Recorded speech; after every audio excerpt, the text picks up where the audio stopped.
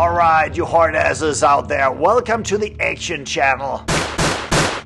Now, speaking of action, today let's celebrate the unsung heroes of action films, which of course are all the guys you find in an action film, but that never really get much credit, or at least not enough. And those guys are equally as important as the makeup lady, because they make the hero look good. So who are they?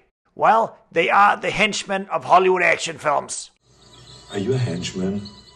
Let's check it out. Now, to be a really good henchman, okay, you need several things. You cannot have too much brain capacity. You have to be big, intimidating, or you gotta have some serious fighting skills. And even if you have all those things, you have to be prepared to have your ass kicked by the hero. And perhaps never even win a fight, which is a big blow to a man's ego. That's right, it's a dirty job, but someone's got to do it. But if you do it right, you might be able to make a really good living out of it. Some people have. Okay, so the big question, what exactly qualifies to be a henchman or a lackey? It's not quite as easy and simple as you might think. I mean, when exactly are you an actor that occasionally do some physical skills here and there? Or are you a stuntman that does some acting? Have you been hired for a job just because you can bench press 500 pounds and you look big and buff and very intimidating? Do you have any lines? Or do you mostly just walk around and grunt like Frankenstein? Do you have an accent that doesn't sound too good? Or maybe you're being hired for that?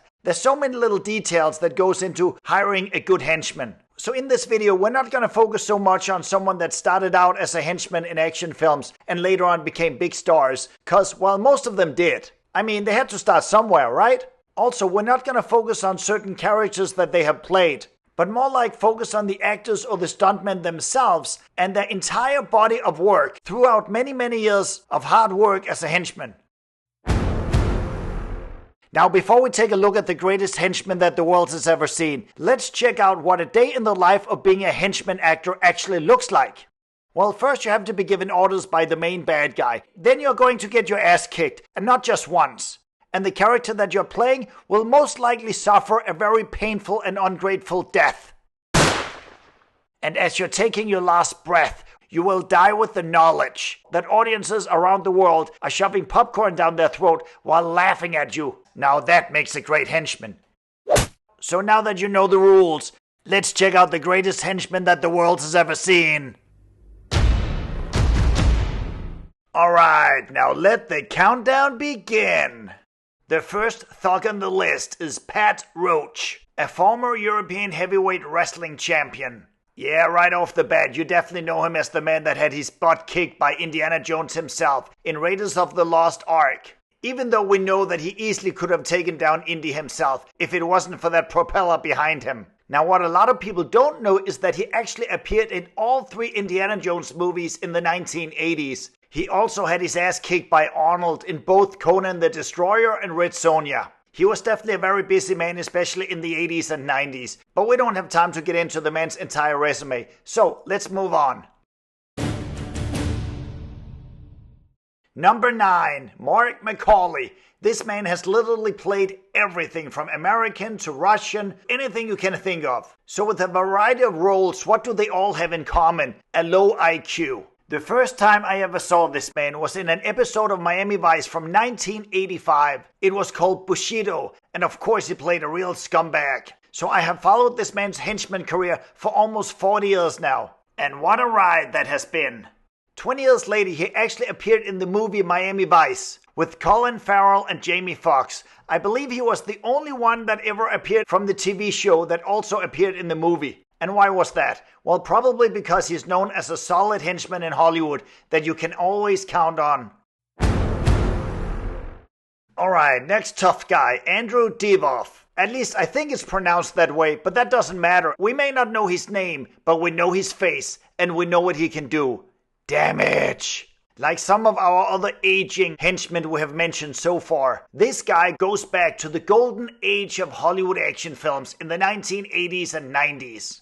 He has been shot and killed and had his ass kicked more times than I can count in movies like The Hunt for Red October, Another 48 Hours, and of course he had to sneak on board as a terrorist in Air Force One. The man has also done a ton of television from Martial Law, Walker Texas Ranger, Alias, and so many more. This guy usually works 6-7 times a year, and all he does is walk around looking tough. Not a bad way to make a living for 40 years. Meet Richard Riehle. Yes, the guy looks more like a grandfather these days, but that's because he's been around for a while. In fact, the man's resume goes all the way back to the 1970s. He has over 400 credits, and most of the time he has played a jackass. Yeah, he definitely looks like someone that cannot be trusted. Interestingly enough, in the movie The Fugitive, he played an old guard that got unpopular when Tommy Lee Jones showed up, because he had lied his ass off. Do you want to change your bullshit story, sir? In the 1990s alone, he worked on average on 10 different films every year. And in most of the roles he were, well, you know, kind of a dork. Professor Toru Tanaka. This man was a successful wrestler and served over 10 years in the US Armed Forces. If you ever needed a big Asian then you would call up this guy. Strangely enough, he didn't start working until the age of 50. And he only appeared in around 23 different movies. But this man's face is imprinted in our memory forever.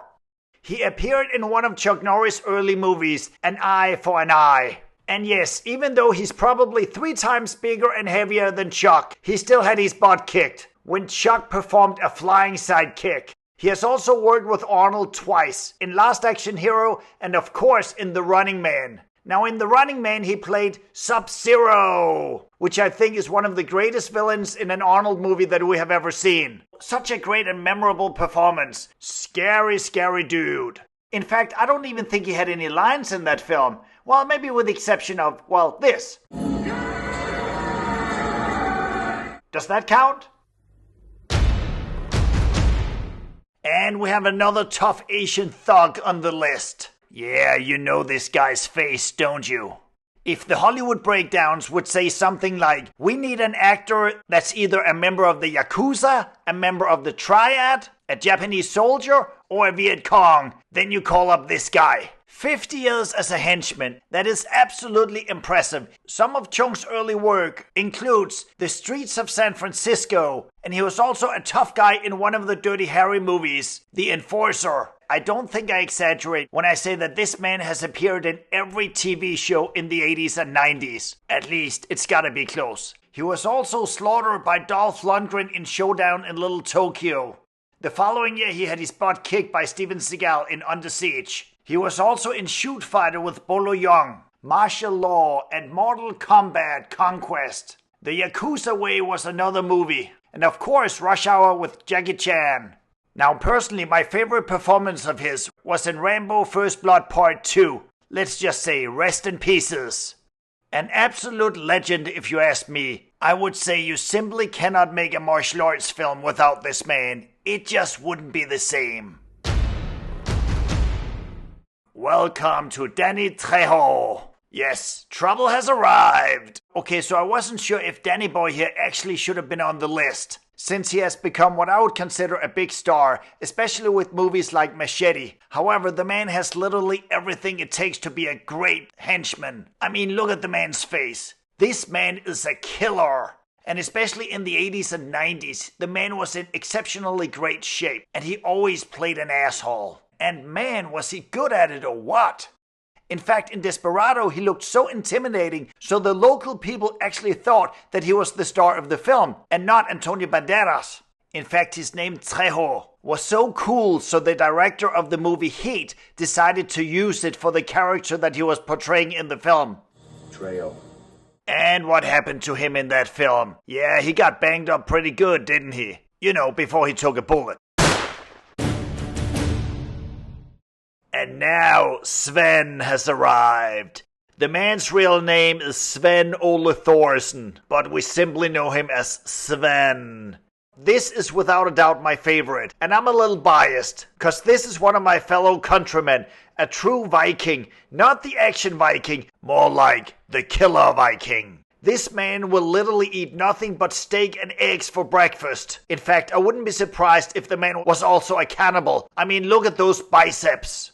I know some good stories about Sven when he lived back in Denmark back in the 70s and 80s. Back in the day, he was literally the biggest and the best bodyguard in the country, and everybody was afraid of him. He was a huge bodybuilder, and he has known Arnold for 50 years. However, this may come as a surprise, but he's also an expert in martial arts, and also a strong man. In 1983, he won the title The Strongest Man in Denmark, and he placed 10th in Europe's Strongest Man. Now, henchman-wise, he has done very well for himself. He started out in Conan the Barbarian with Arnold, and a few years later, Sven actually moved to Hollywood, in which his first project was Commando. What can we say? What a start. He is the one actor/henchman that Arnold has used more than anyone else. He has appeared in 12 Arnold Schwarzenegger movies, making him Schwarzenegger's most frequent henchman. Now that itself is worthy of an Academy Award if you ask me. One of Sven's more memorable parts was in Gladiator, where he played Tigress, the only gladiator that survived fighting Maximus. I think Russell Crowe was afraid of him. The man also appeared in On Deadly Ground with Steven Seagal, and yes, he did piss off the star. Probably because Seagal was hitting on his girlfriend. Oh yeah, we got a lot of stories. I'm not even sure that this man is human. They say if you want someone to kill the boogeyman, you send John Wick. However, if you want someone to kill John Wick, you send Sven.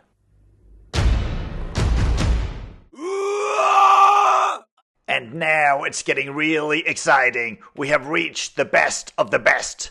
Welcome to Patrick Kilpatrick. If you don't recognize this guy's face, then you have never watched an action film. This man may not have a black belt, but he has something better. Look at his face. This man is a demon. He's a devil. He is a sick psycho. And he will eat you for lunch. Yes, he has played against every action hero that Hollywood has ever seen. Everybody from Arnold Schwarzenegger, Bruce Willis, Van Damme, Dolph Lundgren, Steven Seagal, and the list goes on and on and on and on. And of course, he's been killed by all of them. Which again, of course, is in the job description when you sign on to be a henchman. Actually, in the movie Under Siege 2, he was the only bad guy that was not killed by Steven Seagal. Probably because Patrick Kilpatrick managed to piss off his boss. So he was killed by him instead of Seagal. As we all know in the action movies, the main bad guy never fires his employees or his henchmen. He'll just kill him. And why? Well, probably less paperwork. That way they don't have to pay severance pay. And I guess they have to set an example to the other henchmen that's still on their payroll. Now, the man has kept extremely busy. In a just 18-month period, Patrick Kilpatrick worked on 5 big studio films, 2 independent films, and 27 guest star spots on 18 different shows. And most of the characters that he portrayed was a guy that you don't want to invite over for Thanksgiving dinner.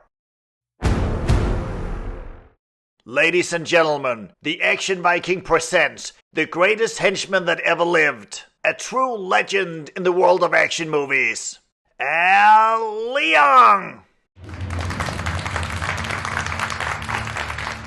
Yes, good old Al is an Asian American actor and stuntman, and he has picked up a cult fan following base and is loved by action audiences all over the planet. Of course, he's a martial arts expert, that goes without saying. He's trained in karate, wushu, northern Shaolin kung fu, taekwondo, Kali, and Brazilian jiu-jitsu. Not only does he have all the skills in the world and the right look to be the ultimate henchman, which he is, but he's also one of just 3 actors in the world that has appeared in a Die Hard movie and a Lethal Weapon movie. Yes, in Lethal Weapon you remember him as Endo, that had his neck broken by Mel Gibson. And the following year he appeared in the greatest action movie ever made, which of course is Die Hard. One of the memorable moments in the film was when his character was stealing a chocolate bar while getting ready to take out a crew of SWAT guys entering the building. Al Leong has worked on countless action films over a 40-year career, so we simply don't have time to get into all of it here. However, we should mention that he had a pretty damn good fight scene with Brandon Lee in the movie Rapid Fire. Now again, it shouldn't come as a surprise, but what happened to the man?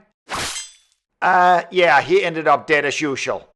Now what's really interesting here is that he never had any ambitions of becoming a tough guy in the movies. He actually started off working as a camera grip, but the director on the film asked him if he knew how to do martial arts and if he could teach some kids in the film a few moves. And eventually he ended up doing the moves with the kids on camera, and that was Al's beginning as a tough guy. And as they say, the rest is Henchman movie history. Alright, you action lovers, I hope you enjoyed this little video here today, but don't go too far, cause I have more crazy, insane and unusual action videos coming your way. So that being said, guys, please like and subscribe to the channel, and as always, have an action-packed day.